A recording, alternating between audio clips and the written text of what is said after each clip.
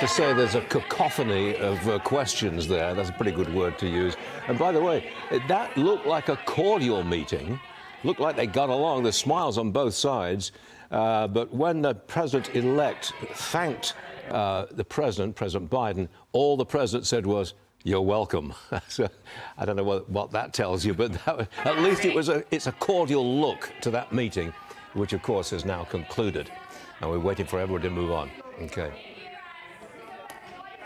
Marc Thiessen is with us this morning, thankfully. Marc, you just saw the videotape. What do you make of that? Yeah, it's sort of like where you have when your parents who've been fighting a terrible divorce for years, and all of a sudden they sit down and get together and are cordial to each other. It's like, it's not really real, right? but it's nice to see. Puts a good face on it, doesn't it? Let's get serious for a second. Exactly. I'm calling this a transformational administration. The people coming into the cabinet are going to transform policy in the United States. Do you agree? It's transformational. You agree with that?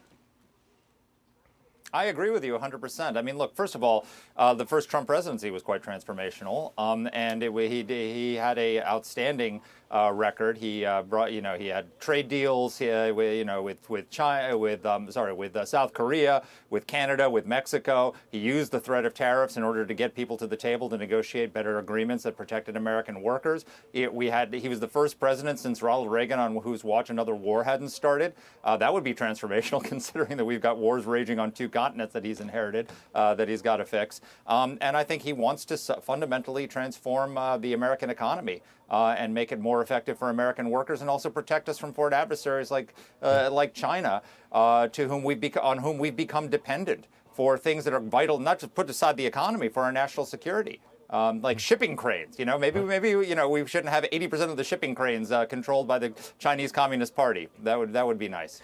That would be transformational. In my opinion, in the 1 week, the 8 days since the election, the whole vibe of the country has changed. Republicans excited and positive. The Democrats seem to be demoralized and depressed. You go that far? Yeah. Yeah, well, it's different. It has a different feel than 2016 when he first won, because he lost the popular vote in 2016. So he won by the Electoral College. And so they rose up this cry, "Not my president." Trump's presidency was illegitimate. He put in office by Vladimir Putin in collusion with the Russian. And here, this victory is so definitive. He won the popular vote. He won an Electoral College landslide. He won control of both houses of Congress. It's so clear and so definitive that they can't. They've gone from the anger of 2016 to sort of the deep depression of 2024. Marc Thiessen, it's really great to have you on the show, because you're always having a good time. You always do, and it's a fine thing. Thanks for being with us this morning. I'm always having a good time when I'm on the air with Stu Varney. You're a good man. Thank you, Marc. How can I not? Right.